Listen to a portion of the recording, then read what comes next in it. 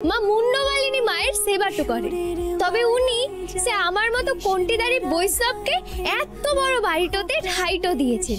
উনিও বিশ্বাস করেন যাহা কালী তাহাই কৃষ্ণ বটে। অসামান্য, অনবদ্য, কি সুন্দর করে তুমি বুঝিয়ে দিলে।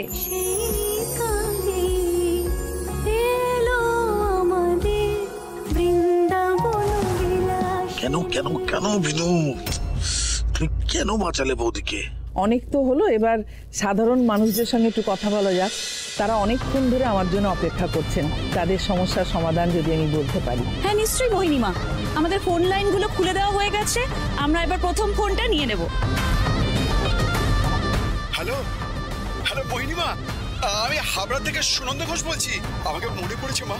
মা আপনি না থাকলে আমার ছেলেকে আমি বাঁচাতে পারতাম না মা। আপনার দেয়া কবচ পড়ে আমার ছেলে মৃত্যুর হাত থেকে ফিরে এসেছে মা। আপনি সত্যি দেবী। ছি ছি ছি ছি, এ কি বলছেন? আমি মায়ের চরণে পড়ে থাকা সামান্য ভক্ত মাত্র, সবই মায়ের কৃপা। না না মা, আপনি আমাদের কাছে স্বয়ং মা মুন্ডমালিনী, আপনি আমাদের রক্ষা করতে। আমরা আবার পরের দর্শক বন্ধুর কাছে চলে যাচ্ছি।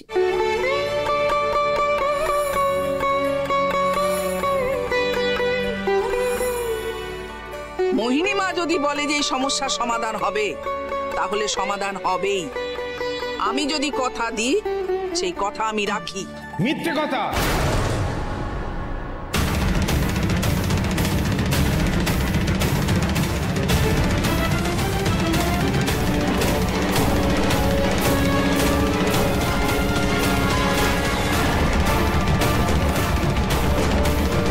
উনি কথা দিয়ে কথা রাখতে পারেন না, আমরা তার প্রমাণ। উনি এর আগের একটা লাইভে এসে বলেছিলেন এবারের কালী পুজোতে এই মন্দিরের দান বাক্সে যত টাকা প্রণামী পড়বে তার সবটাই উনি আমাদের আশ্রমকে দান করবেন, কিন্তু কই কিছুই তো আসেনি। আমরা দিবাকর বাবুর সাথে ফোনে যোগাযোগ করার চেষ্টা করেছিলাম, কিন্তু উনি ইচ্ছে করে আমাদের ফোন ধরেননি। আমরা কয়েকজন মিলে ওনার বাড়িতে দেখাও করতে এসেছিলাম, কিন্তু উনি বাড়ির গেট থেকে আমাদের দূর দূর করে তাড়িয়ে দিয়েছেন। আপনারা ওনাকে যা ভাবেন উনি আদপে তা নন। উনি একজন মিথ্যেবাদী।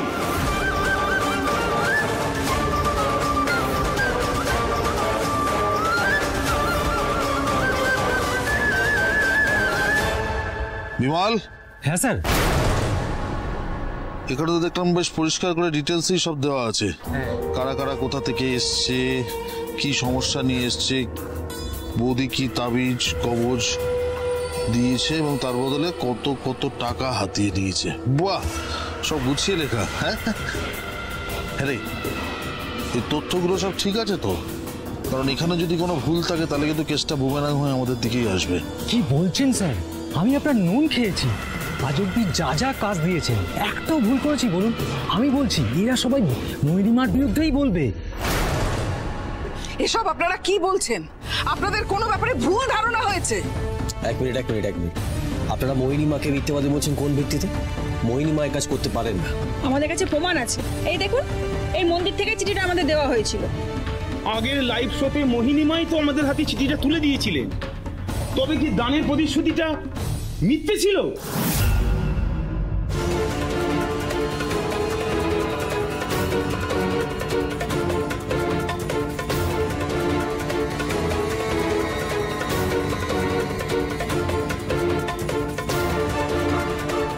তাহলে বলুন কে সত্যি কে মিথ্যে? হ্যাঁ বলুন, বলুন আপনি। কে বলেছে উনি মিথ্যে প্রতিশ্রুতি দিয়েছে? আমি বলছি, এখনো তো সময়টা আছে বটে, সবে তো কালী পুজো শেষ হলো। মোহিনীমা ঠিক তো করেছে যে কালী পুজোর সমস্ত প্রণামী উনি দান তো করবেন। আর তাছাড়া সামনে তো শীতকালও আসছে বটে, তাই মোহিনীমা ঠিক করেছেন সমস্ত গরিবদের উনি কম্বলটো দান করবেন।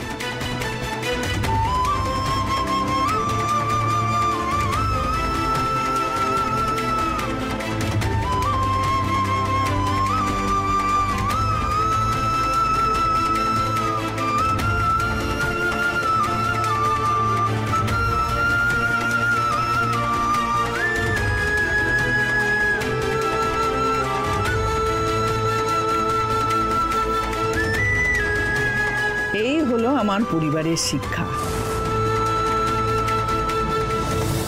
ওদের জন্য আমার বুকটা গর্বে ভরে ওঠে। ওরা জানে ওদের মা মিথ্যেবাদী নয়, প্রতারক নয়। তাহলে কি আপনিও স্বীকার করছেন মোহিনীমা যে বিনু আপনাদের বাড়ির যোগ্য বউ? নিশ্চয়ই। এই মেয়ে আমার ক্রিস বেটার যোগ্য স্ত্রী।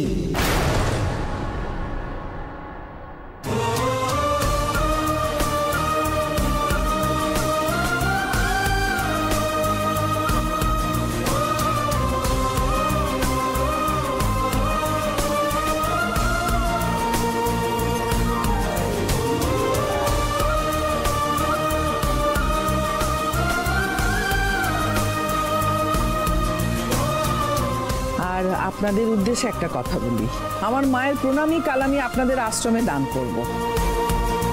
আর 100 জন গরিব মানুষকে কম্বল দান করবে আমার ক্রিস বেটা।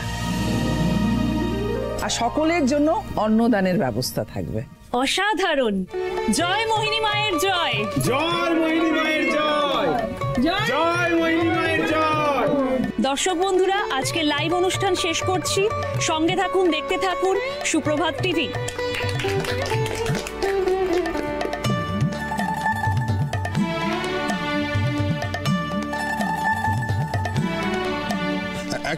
এক মিনিট বলছিলাম যে আপনারা সবাই কালকে আবার আসছেন তো?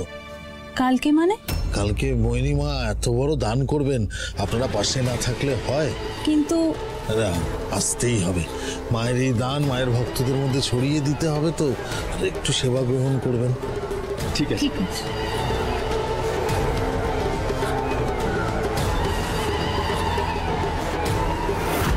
মিডিয়াকে হাতে রাখা দরকার। মিডিয়া আসছে জানলে বৌদি আর কথার খেলাপ করতে পারবে না। Binu, thank you. আজ প্রথমবার তুমি ক্যামেরার সামনে, তো সবকিছু খুব ভালোভাবে সামলেছো। থ্যাংকস।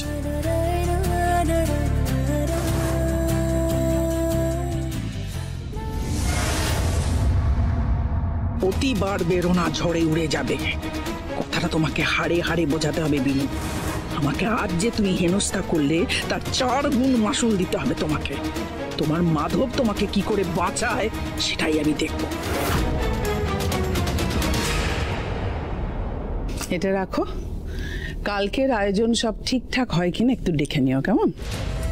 ধরো। আচ্ছা, ঠিক আছে। কনক। হ্যাঁ বড় বৌদি। আমি ওপরে গেলাম, তুই ওখানে থাক। বিনু এলে আমার ঘরে পাঠিয়ে দিস। ঠিক আছে। আমার বাড়ির খাবার খেয়ে ওর গায়ে বড্ড চর্বি হয়েছে, চর্বিটা ছাড়াতে হবে। পাঠিয়ে দিস।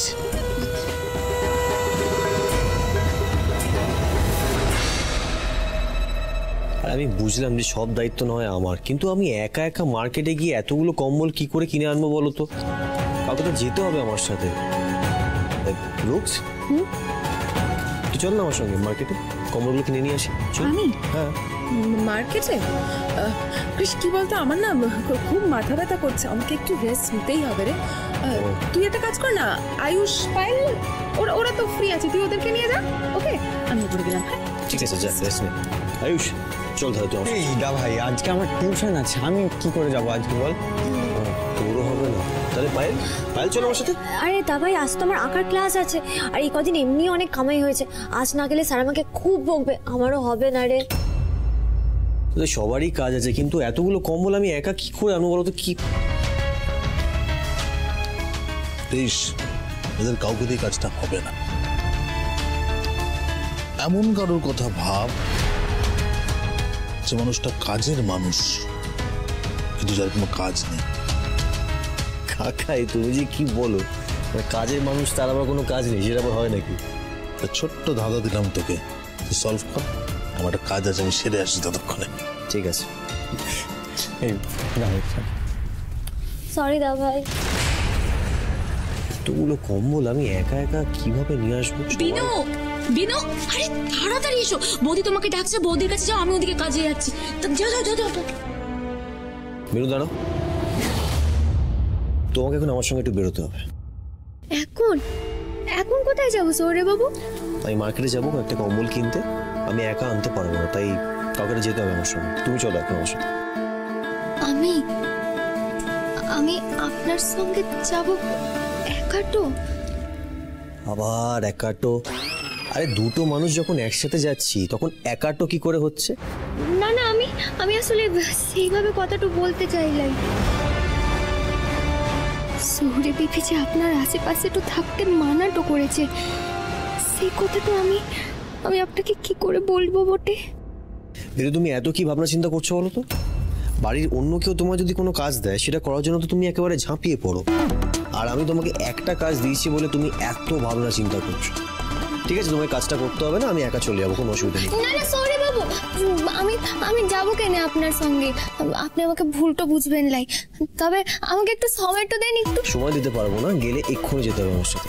না না, আসলে যেতে হলে চলো, না যেতে হলে ছেড়ে দাও, কোনো অসুবিধা নেই। না না, আমি যাবো সৌরে বাবু। লাগেনি তো? চলো।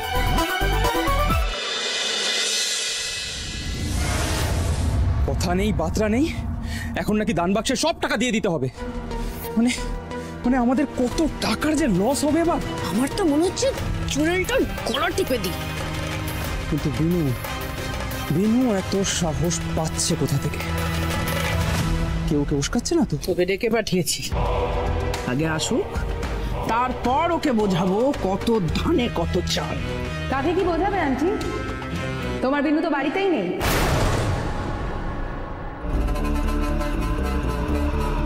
ও কৃষের সঙ্গে বেরিয়েছে কম্বল কিনতে। ওর এত বড় সাহস, ও আমাকে না জানিয়ে কৃষের সাথে বেরিয়ে চলে গেল। তুমি তুমি কি করছিলে রুক্মিণী? তুমি ওকে আটকাতে পারলে না? তুমি চুপ করে বসে আছো কেন? তোমার তো কৃষের সাথে যাওয়া উচিত ছিল। আন্টি আমি যেতাম, আমি কৃষের সঙ্গেই যেতাম। অ্যাকচুয়ালি আমার একটু মাথাটা ধরেছিল, তাই আমি ভাবলাম ওপরে এসে একটু রেস্ট নিই। তো তারপর ভাবলাম আমার রেস্ট নেওয়াটা কি কৃষের সাথে যাওয়ার থেকেও বেশি গুরুত্বপূর্ণ? আর তখনই আমি নিচে গেলাম, কিন্তু দেখি কৃষ গাড়ি স্টার্ট করে বিনুকে নিয়ে বেরোচ্ছে। আমি কত ডাকলাম কেউ শুনলোই না আমার কথা। কাল নাগিনীর মতো গ্রাস করছে আমার ছেলেটাকে। সৌরে বাবু, ও সৌরে বাবু, আপনি তো একে শুনতে টই পাচ্ছিলেন। সৌরে বাবু, একে শুনতে তো পাচ্ছিলেন। সৌরে বাবু, ও সৌরে বাবু, শুনতে টই পাচ্ছিলেন। সৌরে বাবু, আরে ও সৌরে বাবু, আপনি টাকাটা দিয়ে এলেন, কম্বলটা নিলেন নাই যে? তুমি চেঁচাচ্ছ কেন এইভাবে? তুমি কি ভাবো তোমার মতন আমি কানে কম শুনি? আমি তখন থেকে আপনাকে সৌরে বাবু করে চিৎকার করে ডাকছি, আপনি তো শুনতে টই পাচ্ছেন নাই। শুনতে টই পাচ্ছিলাই কারণ কি আমার কানে ইয়ারপডস ছিল। এটাকে ইয়ারপডস বলে। দয়া করে বলবে কেন ডাকছিলে আমাকে? হ্যাঁ, আপনি টাকাটা দিয়ে এলেন না ওই দোকানটাতে, আপনি তো কম্বলগুলোই নিলেন নাই। এরকম সস্তা করে হেঁটে তো চলে যাচ্ছেন যে? সস্তা করে হেঁটে তো চলে যাচ্ছিলাম কারণ কি আমি টাকা দিয়েছিলাম, তার বিনিময়ে আমাকে একটা বিল দিয়েছিল দোকান থেকে। এবার সুর করে কম্বলগুলো আমাদের বাড়িতে চলে আসবে, ওরা পাঠিয়ে দেবে। 100টা কম্বল তো তুমি বা আমি কি ওই ঘাড়ে চাপিয়ে নিয়ে আসতে পারবো না, তাই না? ও আচ্ছা, এই ব্যাপার বটে।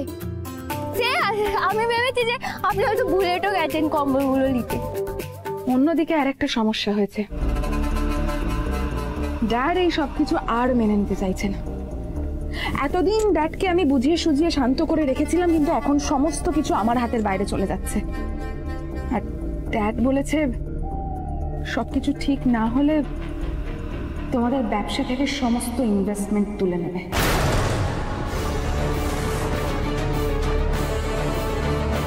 কিছু মনে করো না আন্টি, তোমরা সবাই ড্যাডকে খুব ভালো করে চেনো। একবার যদি ড্যাড বেঁকে বসে তাহলে পৃথিবী ওলট পালট হয়ে যাক, কিছুতেই কারোর কথা শুনবে না। তাই আমি ভাবছিলাম এবার তুমি যদি অন্তত কিছু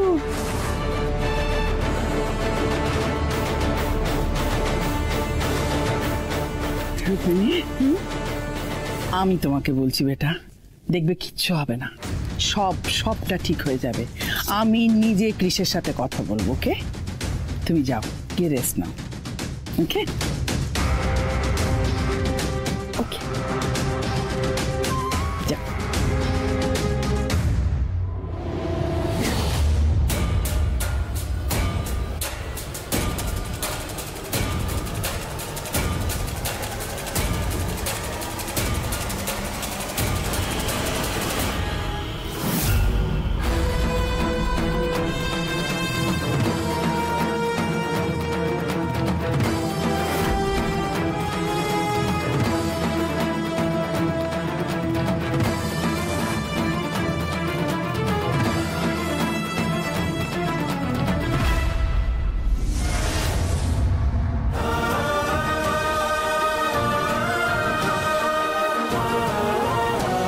এটা আপনি কি করছিলেন বলুন দেখি? আপনি এত শিক্ষিত মানুষ, আপনি জানেন না রাস্তাটা পার করার সময় অন্যদিকে মনোযোগটা দিতে নাই। এখন যদি আপনার কিছুটা হয়ে যেত তাহলে আমার কি হতো? আপনি ভেবেটা দেখেছেন?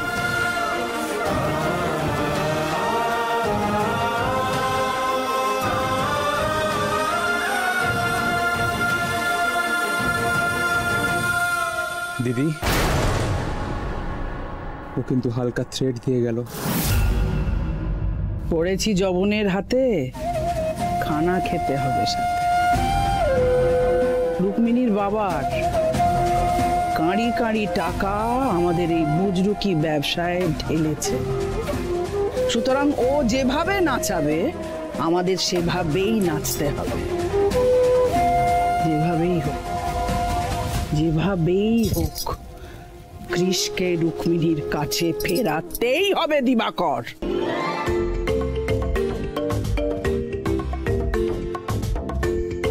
কি হলো? আপনি খুব হাসছেন তো কেন? আমি হাসি কি বললাম? ম্যাডাম, রাস্তায় ট্রাফিক সিগন্যাল বলে একটা বস্তু আছে, সেটা আপনি জানেন? ওই লাল, সবুজ আর হলুদ আলো জ্বলে। হ্যাঁ জানি বটে। বাহ, খুব ভালো আপনি যখন জানেন। তা আমি যখন রাস্তা পেরোচ্ছিলাম তখন সিগন্যালটা রেড ছিল। ওই যে দেখুন একটু ভালো করে, দেখেছেন কেনে? তা রেড সিগন্যাল মানে হচ্ছে মানুষ রাস্তা পারাপার করতে পারে কিন্তু গাড়ি চলাচল বন্ধ হয়েছে। আর রইল বাকি গাড়িটা, ও রেড সিগন্যাল থাকা সত্ত্বেও রাস্তা পারাপার করছিল, তাই ওকে পুলিশ ধরেছে। ওই যে ওই দেখেন কেনে? তা ঝামেলা সুন্দরী, এবার আমরা আমাদের গাড়ির দিকে যাই।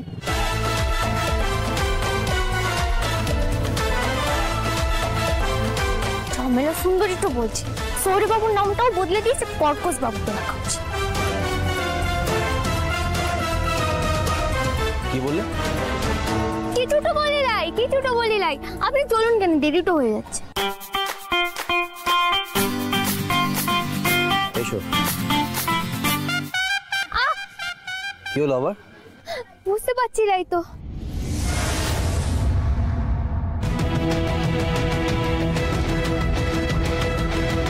তোমার পায়ে তো কাঁটা ফুটেছে দেখি। চুপ চুপ, একটা কথা নয়, দাও পাটা দাও।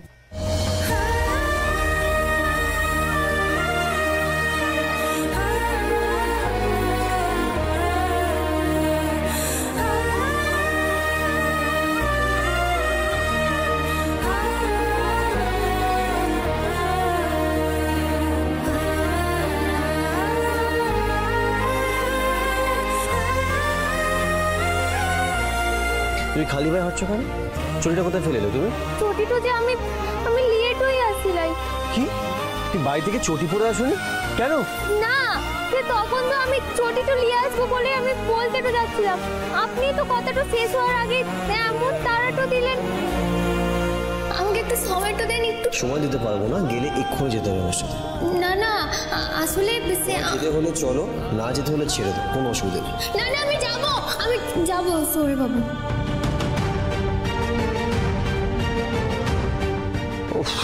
তোমার কি মাথা মাথা খারাপ না কি বলো তো? তুমি তো আমাকে বলবে যে তুমি চটিটা পড়তে যাচ্ছিলে, তোমার মুখ দেখে আমি কি করে বুঝবো বলো তো? ইটস জাস্ট ইম্পসিবল, তোমাকে কিচ্ছু বলার নেই, বিশেষ করে কিচ্ছু বলার নেই।